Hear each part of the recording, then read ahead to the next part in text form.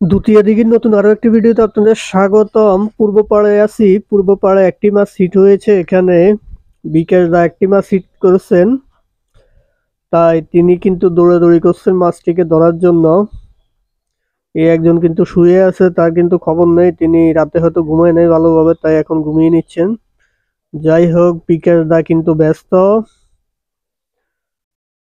মাছটাকে খেলতে হবে ঠান্ডা মাথায়, তাই বিকাশ দা চেষ্টা করছেন, কারণ সকাল সকাল খুব বেশি হয় নাই। এই টাইমে যদি একটি ভালো সাইজের মাছ ধরে ফেলা যায়, তাহলে হয়তো, যেহেতু এটা প্রাইজের খেলা, প্রাইজের লিস্টে তিনি ঢুকে যেতে পারবেন।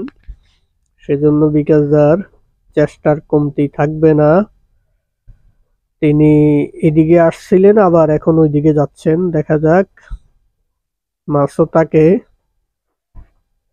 তার সাথে মাছও চালাকি করছে, তিনিও খেলার চেষ্টা করছেন।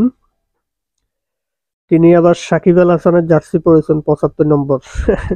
মনে হচ্ছে তিনি সাকিব আল হাসানের একজন ফ্যান। তিনি কিন্তু পকেট থেকে মানি ব্যাগ, টাকা পয়সা ফেলে দিচ্ছেন, তার মানে তিনি সম্ভবত পানিতে নেমে যাবেন, এবং পানিতে নেমে গেছেনও। কারণ এই ধরনের খেলাগুলোতে এমনটাই হয় আসলে, অনেকেই পানিতে নেমে যায়। মাছ যেন কোনো অবস্থাতেই ছুটে না যায় নিজের গাফিলতির কারণে, সেজন্য কারো কোনো প্রকার চেষ্টার ত্রুটি থাকে না। কারণ এখানে একটি মাছ ফসকে যাওয়া মানে একটি পুরস্কার থেকে ফসকে যাওয়া, একই কথা। তো যাই হোক, বিকাশ দা এই মুহূর্তে কিন্তু পানিতে, দুথিয়া দিঘির এখানে পানিতে নেমে পড়েছেন তিনি। আবার কিন্তু মাছটা ওই পাশে যাচ্ছে, অর্থাৎ দুথিয়া দিঘির উত্তর কর্নারের দিকে মাছটা আবার যাচ্ছে।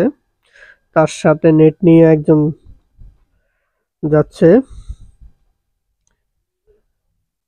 দেখা যাক শেষ পর্যন্ত এই মাছটা কোথায় গিয়ে থামে। বিকাশ দা কিন্তু দৌড়ের উপর আছে। মাছটা কিন্তু তাকে টোটালি দৌড়ের উপর রাখছে, বোঝাই যাচ্ছে। লোকটাকে পানিতে নামিয়ে ছাড়লো এই মাছ। শেয়ানা একটা মাছ মনে হচ্ছে।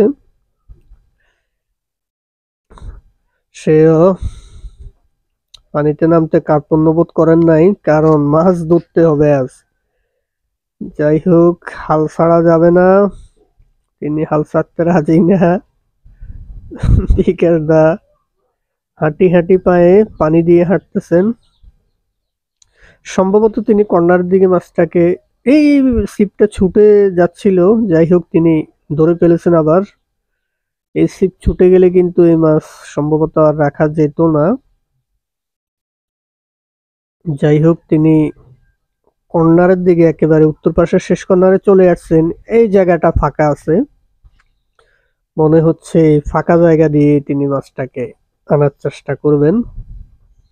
দেখা যাক বিকাশ দাস শেষ পর্যন্ত সাকসেস হয় কিনা, কারণ এই মাছটা তাকে অনেক দৌড়ের উপর রেখেছে। বলা যায় তাকে ১২ ঘাটের পানি খাইয়েছে এই মাছটা। কি মাছ সেটা আমরা কাছে আসলে আসলে বুঝতে পারবো। আগে আসুক কাছে। জায়গাটা ফাঁকা আছে, পূর্ব পাড়ের একেবারে উত্তর কর্নারে। এই ফাঁকা জায়গায় মাছটাকে নিয়ে আসবেন সম্ভবত।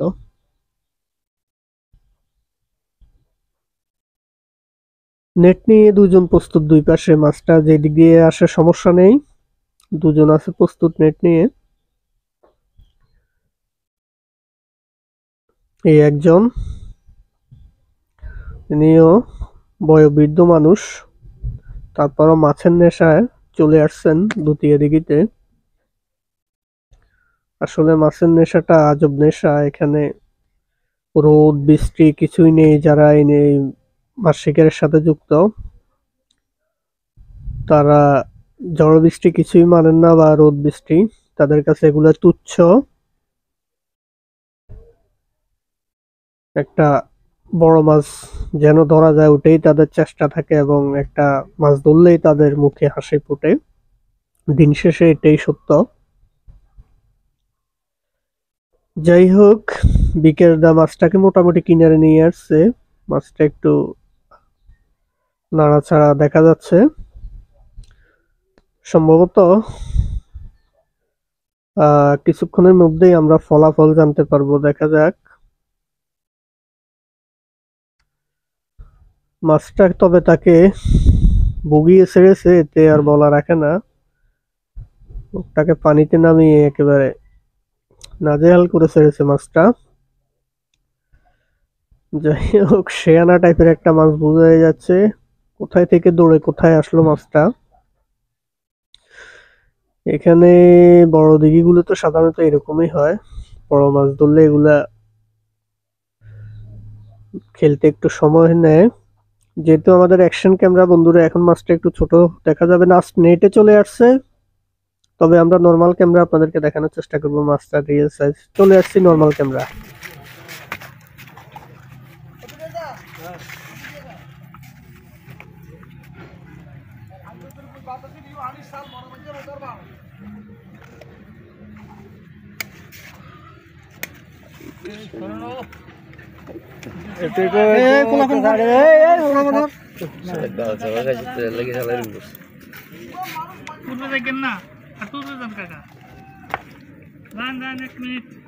এই সরো, এই বলবেন সরো, এই বলবেন সরো, মারেন, এই সরন না ভাই, মারেন, এই হার ফলা, এই বলা স্যার,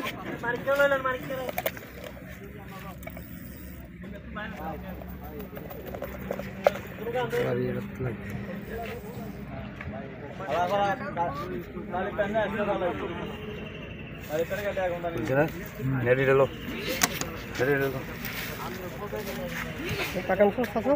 নেড়ি ঢেলো।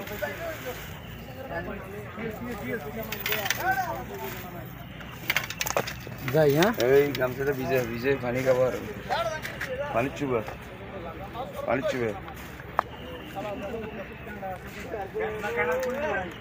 ভালো করে চুপলে না খাইবেনি, হ্যাঁ, যাও যাও যাও যাও, তাড়াতাড়ি যাও, 9 নম্বর পেপার।